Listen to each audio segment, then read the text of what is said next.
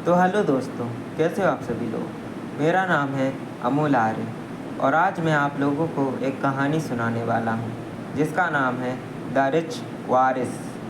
तो चलिए बिना किसी देरी किए भगवान का नाम लेते हुए शुरू करते हैं। The rich Waris episode 1। कहते हैं मुंबई सपनों का शहर है और इसी सपनों के शहर में रहता था हमारा हीरो देवांग मल्होत्रा। देवांग एक गरीब लड़का था, दिखने में हैंडसम और गुड लुकिंग, लेकिन जेब की हालत बिल्कुल ढीली। पेंट की जेब से झांकती हुई मजबूरी और चेहरे पर मजबूरी से लिपटी हुई मुस्कान, यही उसकी पहचान थी। उसकी शर्ट का रंग उड़ा हुआ था और पैंट फटी हुई, लेकिन सिलाई से जोड़कर पहनता था। उसकी उम्र के लड़के रात को मुंबई की सड़कों पर अपनी अपनी महंगी कारों से घूमते फिरते थे, लेकिन देवांग मल्होत्रा, जिसे कॉलेज में सब देव कहकर बुलाते थे, अपने हॉस्टल के कमरे से कॉलेज, फिर थोड़ी बहुत पढ़ाई, उसके बाद पार्ट टाइम पिज्जा डिलीवरी की नौकरी और फिर रात को वापस हॉस्टल। यही उसका डेली रूटीन था। कभी कभी जब वो किसी लड़के को खाली सड़क पर महंगी कार चलाते हुए देखता तो कहता, एक दिन अपना टाइम भी आएगा जब मैं भी ऐसी ही महंगी कार में बैठकर मुंबई की इन खाली सड़कों पर कार भगाऊंगा। देखना, सारी मुंबई का मुंह मुझे देखकर जल जाएगा। और तब ठंडी पिज्जा सॉस की बोतल भी काम नहीं आएगी। ये कहते हुए उस दिन उसने गलती से पिज्जा सॉस की बोतल को दबा दिया।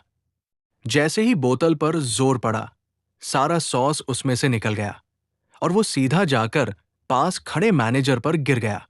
अबे क्या कर रहा है? सारी बोतल का सॉस बहा दिया मेरे ऊपर, गधा कहीं का। रेस्टोरेंट के मैनेजर राकेश ने देव के सिर पर चपत लगाते हुए फटकारा।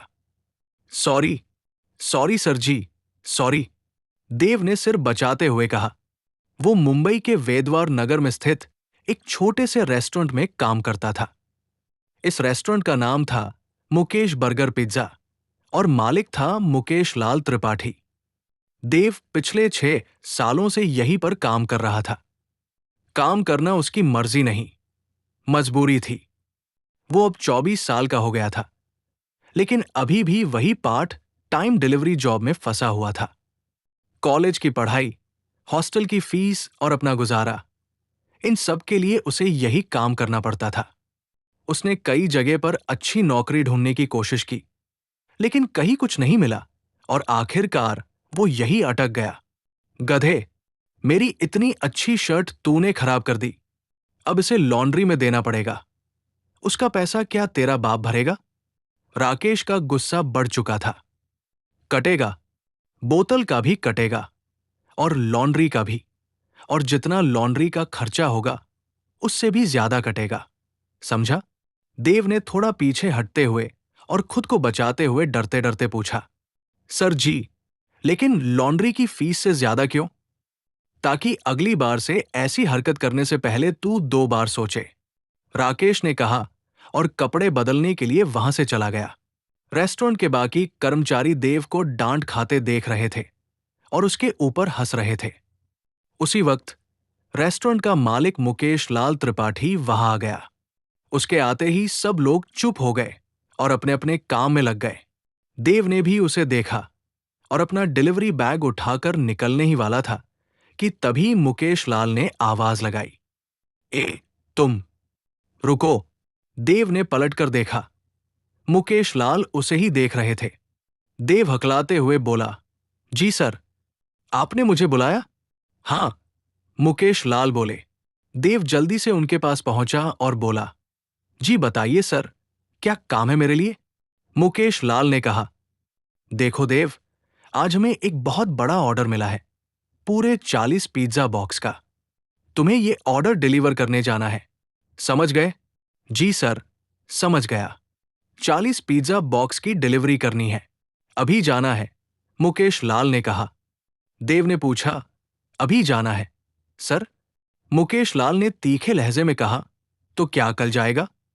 और फिर उसने एक पर्ची देव की तरफ बढ़ाई। ये रहा पता जहां जाना है। देव ने पर्ची ली और उसमें लिखा पता पढ़ते हुए बोला, सर, ये तो ब्लूलिन होटल है, ये तो मुंबई का सबसे बड़ा होटल है। यहां पर शादियां, रिसेप्शन, बड़ी बड़ी पार्टियां होती हैं। मुकेश लाल ने उसकी बात काटते हुए कहा, अब एडवर्टाइजमेंट बंद कर और जल्दी निकल। बहुत बड़ा ऑर्डर है। अगर कोई गड़बड़ हुई और ये ऑर्डर हमारे हाथ से गया तो पूरा पैसा तेरी तनख्वाह से जाएगा। समझा? चल जा जल्दी। देव ने कहा, जी सर, मुझे कार की चाबी मिल सकती है? मुकेश लाल ने बिना कुछ कहे चाबी उसकी तरफ बढ़ा दी। देव ने चाबी ली और तुरंत रेस्टोरेंट के डिलीवरी टेम्पो में बैठ गया।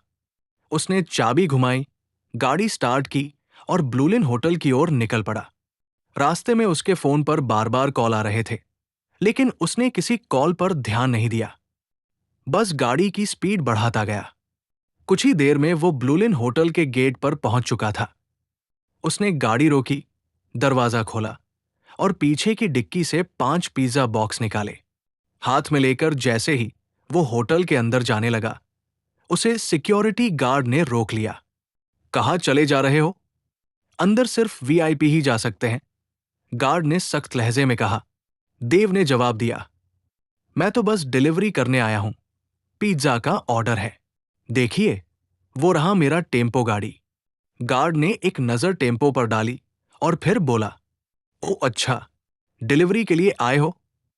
ठीक है, जा सकते हो अंदर। देव ने थोड़ा मुस्कुराते हुए पूछा, लेकिन एक बात बताइए, जब आपको साफ साफ दिख रहा था कि मैं पिज्जा के बॉक्स लिए हुए हूं, तो आपने मुझे क्यों रोका? सिक्योरिटी गार्ड बोला, वो क्या है ना, कई बार ऐसा हुआ है कि यहां लो क्लास के लोग भी आ जाते हैं, हाथ में ऐसे ही बॉक्स लेकर, और कहते हैं कि डिलीवरी करनी है, इसलिए रोकना जरूरी हो जाता है। देव ने कहा, ओ अच्छा, ठीक है, तो अब जा सकता हूं? हां, बिल्कुल, जा सकते हो, सिक्योरिटी गार्ड ने मुस्कुराते हुए कहा। देव अंदर गया। जैसा होटल बाहर से भव्य और सुंदर दिख रहा था, उससे कहीं ज्यादा अंदर से शानदार था। देव की निगाह सबसे पहले होटल के स्टाफ एरिया पर पड़ी। स्टाफ एरिया ही इतना सुंदर और चमकदार था कि पूछो मत। फर्श इतना चमक रहा था कि उसमें चेहरा साफ साफ दिखता था। ऊपर नजर घुमाई तो दीवार पर एक झूमर टंगा हुआ था। झूमर बहुत ही सुंदर और शायद बहुत महंगा लग रहा था। दीवार पर ऊपर की ओर 2 बड़े एसी लगे थे, जिनसे निकलती ठंडी हवा पूरे स्टाफ एरिया को ठंडक से भर रही थी। हर कोना साफ सुथरा और सलीके से सजा हुआ था। रिसेप्शन की टेबल पर 3 से 4 महंगे कंप्यूटर रखे थे और 2 रिसेप्शनिस्ट वहां मौजूद थी। दोनों अपने अपने कंप्यूटर में व्यस्त थी और दिखने में बेहद सुंदर लग रही थी। देव थोड़ा हिचकिचाते हुए रिसेप्शन की टेबल तक पहुंचा। फिर उसने धीरे से एक रिसेप्शनिस्ट से पूछा, मैम, मैं पिज्जा डिलीवरी करने के लिए आया हूं। Room number? हां, 204। क्या मैं वहां जा सकता हूं? रिसेप्शनिस्ट ने एक नजर ऊपर उठाकर देव को देखा और सहज भाव से कहा, हां, जा सकते हो। इतना कहने के बाद वो फिर से अपने काम में व्यस्त हो गई। देव होटल में लगी लिफ्ट की ओर बढ़ा। वो लिफ्ट बाहर से जितनी बड़ी और चमचमाती हुई दिख रही थी, अंदर से उतनी ही आधुनिक और भव्य थी। देव ने लिफ्ट में जाकर फ्लोर नंबर 2 का बटन दबाया। बटन दबाते ही लिफ्ट की हल्की सी हलचल हुई और वो ऊपर चल पड़ी। कुछ ही पलों में लिफ्ट का दरवाजा खुला। देव बाहर निकला और रूम नंबर 204 के सामने आकर खड़ा हो गया। गेट के दोनों तरफ, लेफ्ट और राइट साइड में 2 बॉडीगार्ड्स खड़े थे। दोनों हटे-कटे और चौकस दिखाई दे रहे थे। वे हर आने जाने वाले पर कड़ी निगरानी रख रहे थे। तभी उन्होंने देखा कि एक लड़का हाथों में पिज्जा के बॉक्सेस लिए उनकी ओर आ रहा है। जैसे ही देव पास आया, एक बॉडीगार्ड ने हाथ से इशारा करते हुए उसे वहीं रुकने को कहा। देव वहीं रुक गया। उसने हाथ में पकड़े बॉक्स दिखाते हुए कहा, अरे सर जी, मैं तो सिर्फ पिज्जा डिलीवरी करने आया हूं, प्लीज जाने दीजिए। बॉडीगार्ड्स में से एक ने कहा, तुम यहीं रुको, ये बॉक्स हमें दे दो, हम अंदर रख देंगे जब तक तुम बाकी बॉक्स ले आओ। देव ने शांत और विनम्र स्वर में कहा, जी सर, ये लीजिए। और उसने बॉक्स उनमें से एक बॉडीगार्ड को पकड़ा दिए। जिस बॉडीगार्ड ने पिज्जा के बॉक्स लिए थे, उसने दरवाजा खोला और भीतर चला गया। दूसरा बॉडीगार्ड वहीं पर खड़ा रहा, निगरानी करते हुए। देव भी तुरंत वापस लिफ्ट की ओर मुड़ा। लिफ्ट के अंदर पहुंचते ही उसने ग्राउंड फ्लोर का बटन दबाया। लिफ्ट नीचे पहुंची और देव फिर से बाहर निकला। उसने 5 और बॉक्स उठाए और फिर से लिफ्ट में चढ़ गया। इस तरह देव लगातार 6 बार लिफ्ट में ऊपर नीचे गया। हर बार बॉक्स लेकर रूम नंबर 204 के पास पहुंचता और हर बार पिज्जा के बॉक्स वही खड़े बॉडीगार्ड्स को सौंप देता। देव जब आखिरी 5 बॉक्स लेकर लिफ्ट से ऊपर पहुंचा तो उसने देखा कि रूम नंबर 204 का दरवाजा खुला हुआ था। शायद बॉडीगार्ड अभी अभी पिज्जा के बॉक्स लेकर अंदर गया था। देव वहीं रुक गया। उसकी निगाहें दरवाजे की ओर टिक गई। शुरू में उसे अंदर का दृश्य साफ दिखाई नहीं दे रहा था, लेकिन जैसे ही उसने अपने कदम थोड़ा आगे बढ़ाए, सब कुछ साफ दिखने लगा। रूम के अंदर एक लड़का एक लड़की को अपनी गोद में बिठाए हुए था। वो दोनों एक दूसरे को किस कर रहे थे। लड़की बहुत सुंदर थी और लड़का ठीक ठाक दिख रहा था। देव की आंखें जैसे वही जम गई।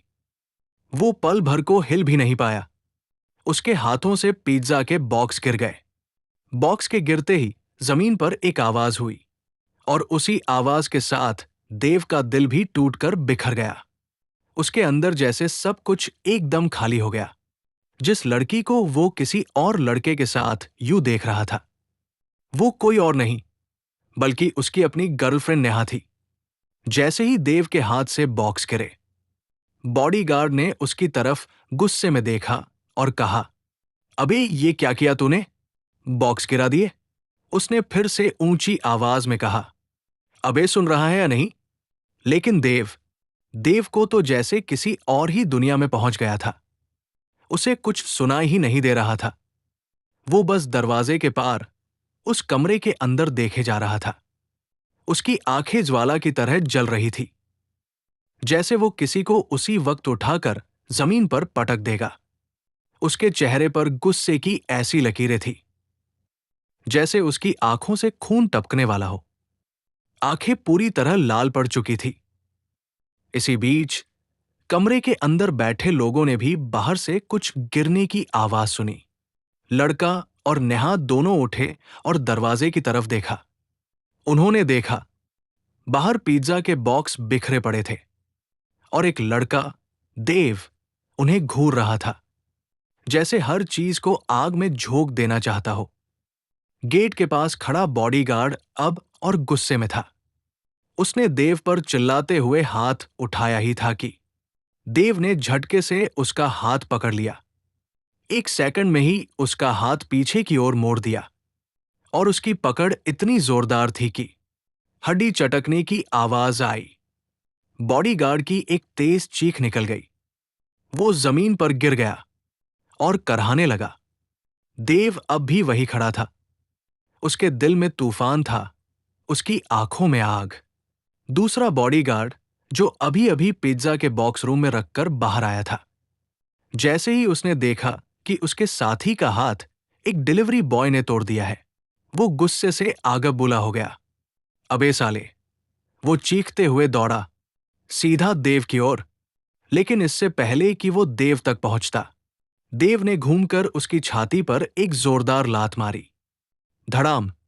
बॉडीगार्ड उड़ता हुआ सीधा रूम के अंदर जा गिरा। उसका शरीर फर्श से टकराया और वो पेट पकड़कर चीखने लगा। आह! उसकी दर्द भरी आवाज कमरे में गूंजने लगी।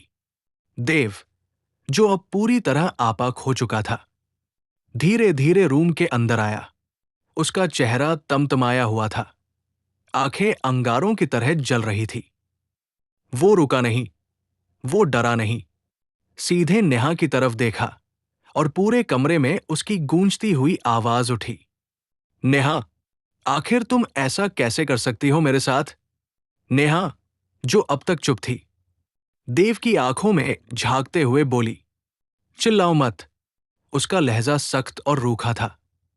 फिर उसने एक कड़वे सच को देव के सामने उगलते हुए कहा, तुम्हें जानना है मैंने ऐसा क्यों किया? तो सुनो, तुम जैसे फटीचर के साथ मैं अब और नहीं रह सकती। नेहा ने तीखे शब्दों में कहा। तुम्हारी वजह से लोग मेरा भी मजाक उड़ाते हैं। जब भी तुम्हारे साथ बाहर जाती हूं, लोग मेरी बेइज्जती करते हैं। मैं थक चुकी हूं तुम्हारे साथ रहते रहते, इसलिए अब हम ब्रेकअप कर लेते हैं। देव के कानों में ये शब्द जैसे किसी हथौड़े की तरह गूंजे। ब्रेकअप? इतनी आसानी से? 2 साल का रिश्ता, और तुमने इतनी आसानी से कह दिया ब्रेकअप कर लेते हैं? देव की आंखों में आंसू थे, दिल टूटा हुआ था। नेहा, मैंने तुम्हारे लिए क्या नहीं किया? अपने सारे पैसे तुम्हें दे दिए, तुम्हारा होमवर्क किया, तुम्हारे लिए छोटे छोटे गिफ्ट्स लाया, और तुमने मेरे साथ ऐसा किया? नेहा ने चिढ़ते हुए जवाब दिया। तो क्या? कौन सा बड़ा काम कर दिया तुमने? तुम्हारे वो सस्ते गिफ्ट और 6 से 8 हजार की सैलरी में तो मेरा एक महीना भी नहीं चलता था। अब हमारा रिश्ता खत्म हो गया है, और हां, अब समीर मेरा बॉयफ्रेंड है। नेहा ने समीर का हाथ पकड़ लिया। समीर ने देव की ओर हंसते हुए कहा, अबे ओ पार्ट टाइम डिलीवरी बॉय, तू मेरी नेहा को क्या खिलाएगा पिलाएगा? तू तो खुद भी ठीक से खा नहीं सकता होगा। देव का गुस्सा अब चरम पर था। उसने समीर की कॉलर पकड़ते हुए कहा, अबे समीर के बच्चे। लेकिन इससे पहले कि वो कुछ करता, नेहा ने उसे धक्का दे दिया और चिल्लाई, तुम जानते भी हो ये कौन है? ये समीर कपूर है, कपूर ग्रुप के अगले चेयरमैन। अगर तुमने इनसे पंगा लिया ना, तो तुम्हारा बहुत बुरा होगा। देव ने गुस्से में जवाब दिया, मेरा क्या होगा वो बाद में देख लेंगे, लेकिन अभी समीर का अच्छा नहीं होगा। वो समीर की ओर बढ़ ही रहा था कि चाट, एक जोरदार थप्पड़ पड़ा। नेहा ने मारा था। देव की आंखों से एक बूंद आंसू टपक पड़ी। उसने एक नजर समीर को देखा, फिर एक नजर नेहा को, फिर बिना कुछ बोले चुपचाप वहां से चला गया। वो लिफ्ट में गया, ग्राउंड फ्लोर का बटन दबाया। जैसे ही लिफ्ट खुली, वो बाहर आया और सीधा टेम्पो की ओर बढ़ा। टेम्पो में बैठने ही वाला था कि उसका फोन बजा। मुकेश लाल का नाम स्क्रीन पर था। देव ने फोन उठाया और कॉल के दूसरी तरफ से मुकेश लाल गरज पड़ा, अबे तूने समीर जी की कॉलर पकड़ ली? अबे बेटा, तू अब मेरे रेस्टोरेंट में काम नहीं कर सकता। तेरी वजह से मुझे इतना नुकसान हुआ है। अभी के अभी तुझे नौकरी से निकालता हूं, और जो नुकसान हुआ है उसकी भरपाई भी तू ही करेगा, समझा? देव चुप था। वो बस सुन रहा था। उसके चेहरे पर भाव नहीं थे, शायद सदमे से ज्यादा सुनपन था।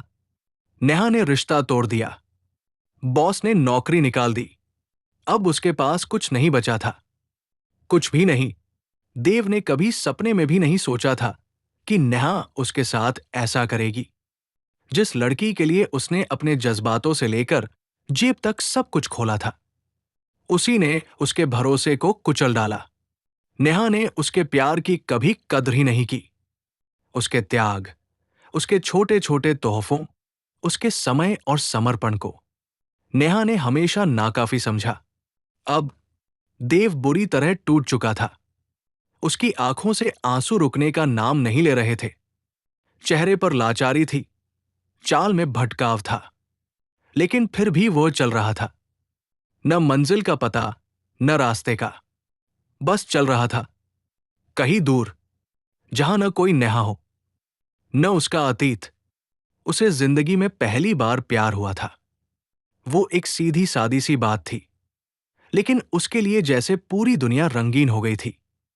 हर सुबह नेहा की मुस्कान से शुरू होती और हर रात उसके ख्यालों में डूब कर कटती। मगर पैसों की तंगी, वो ऐसी दीवार बन गई जिसके उस पार ना उसका प्यार था और ना ही उसका सपना। शाम ढल चुकी थी, आसमान में अंधेरा घुल गया था और बारिश की हल्की हल्की बूंदें टपक रही थी, जैसे बादल भी देव के दुख में शामिल हो गए हों। सड़कें भीग रही थी और देव की आंखें भी, पर यह सिर्फ बारिश नहीं थी, कुछ तो अंदर भी भीग गया था। उसका दिल बुरी तरह टूट चुका था। नेहा ने साफ कह दिया था, मैं उस जिंदगी का हिस्सा नहीं बन सकती जिसमें सिर्फ जज्बात हो, जरूरतें पूरी करने को कुछ भी ना हो। देव को यकीन नहीं हुआ था कि जिससे वो घर बसाने के ख्वाब देखता था, उसी ने आज उसके सपनों की नींव हिला दी। पर इस टूटन में भी एक राहत थी। देव को एक अजीब सुकून हो रहा था। कम से कम अब वो नेहा के सच से वाकिफ हो चुका था। उसने सोचा, अच्छा हुआ ये सब अब हुआ, वरना अगर मैं उस मोहब्बत को जीने लग जाता तो खुद को पूरी तरह खो बैठता। उसे तकलीफ तो थी, लेकिन उस तकलीफ में एक उम्मीद भी थी। शायद यही दर्द एक दिन उसे सच्ची खुशी की तरफ ले जाएगा। शायद ये अधूरी मोहब्बत ही उसके अधूरेपन को पूरा करने की राह बन जाएगी। लेकिन एक और चीज थी जो देव को भीतर तक कचोट रही थी, उसकी माली हालत। उसकी जेब उतनी ही तंग थी जितना उसका नसीब। कभी कभी तो हालात ऐसे हो जाते कि उसे फटी हुई जेब वाली पैंट पहनकर ही बाहर निकलना पड़ता, जैसे उसकी गरीबी ने भी अब शर्म करना छोड़ दिया हो। भूख उसके साथ ऐसे चलती जैसे साया, और कई बार तो बस एक समोसे से पूरे दिन की भूख मिटानी पड़ती। वो कब से कोशिश कर रहा था कि कोई ढंग का काम पकड़ ले, कोई ऐसा काम जो उसे 2 वक्त की रोटी की गारंटी दे सके। लेकिन जैसे किस्मत ने उसकी तरफ देखना ही छोड़ दिया था। दरवाजे सब बंद थे, और जिन दरवाजों पर उसने दस्तक दी, वहां से भी बेरुखी ही मिली। और अब तो उसकी नौकरी भी चली गई थी। जो थोड़े बहुत पैसे उसके पास थे, उन्हें भी मुकेश लाल जी को लौटाना था।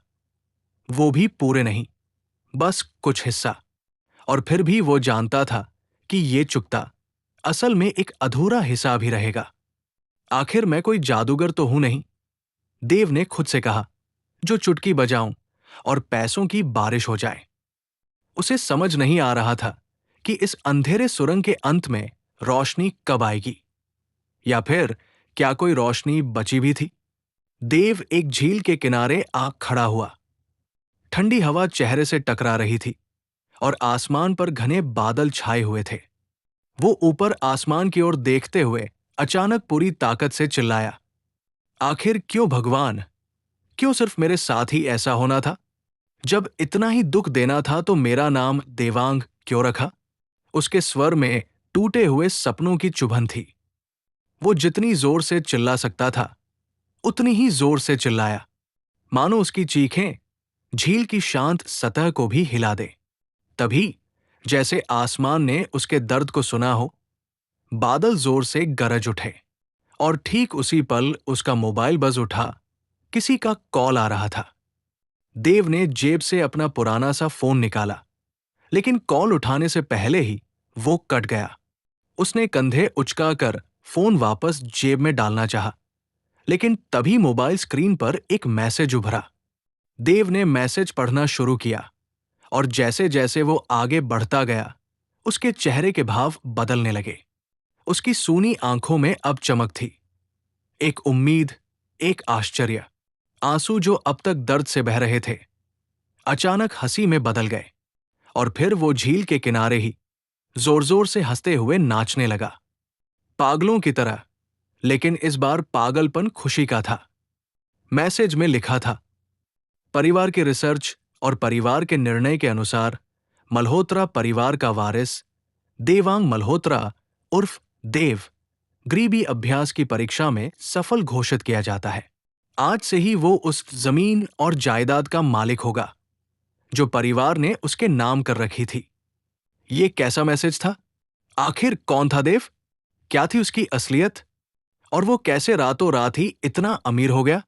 जानने के लिए सुनिए द रिच वारिस, सिर्फ स्टोरीज इन हिंदी FM पर। धन्यवाद। Like, share and subscribe.